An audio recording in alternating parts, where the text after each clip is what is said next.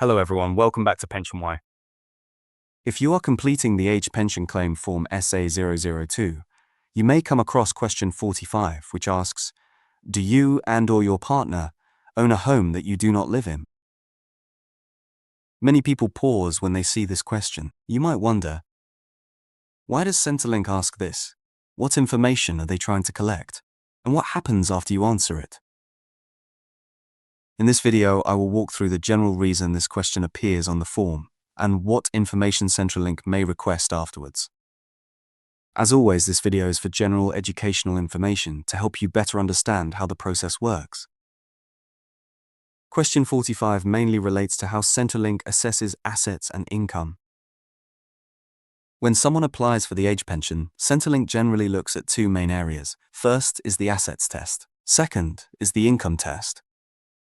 Your principal home, the one you live in, is usually not counted under the assets test. However, a property that you own but do not live in may be treated differently, because it may be considered an asset that contributes to your overall financial situation. That is why Centrelink includes this question in the claim form.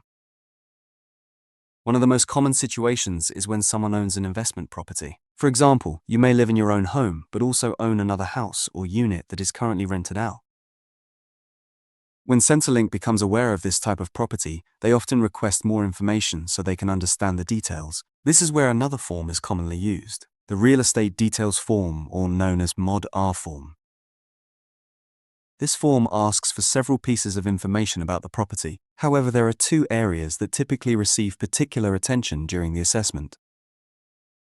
The first is the estimated value of the property. The second is any rental income associated with that property.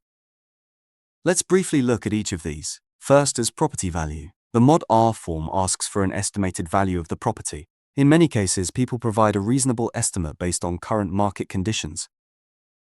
This estimate may come from publicly available sources, such as recent sales in the area or general property price information. Sometimes, if the value provided appears significantly different from broader market information, Centrelink may need to review the estimate further. In certain situations, an independent valuation may be arranged to help determine a current market value. The property value is relevant because it may be considered when calculating total assessable assets. The second area Centrelink may look at is rental income. If the property is rented out, the income generated from the property may form part of the income assessment. To confirm the information, Centrelink may request documents such as tax records or income tax returns that include rental income details. These documents help ensure that the information recorded in the system is consistent with official records. Let's consider a simple example. Imagine a retiree who owns their main home and also owns a small unit that is rented out. When they apply for the age pension, they answer yes to question 45. Centrelink may then ask them to complete the Mod R form, which includes information about the property value and rental income. Using this information, Centrelink can include the property in the asset assessment and the rental income in the income assessment as part of the overall pension evaluation. Key takeaway: property value and rental income are relevant when assessing an age pension claim.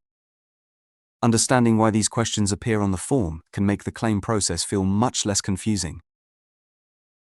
If you are currently completing the age pension forms, taking time to carefully read each question can help ensure the information provided reflects your situation accurately. If you found this explanation helpful, please don't forget to check the next video. And if there is another question from the pension forms that you would like explained, you're welcome to leave it in the comments. Thanks for watching, stay informed, stay empowered, and I will see you in the next one.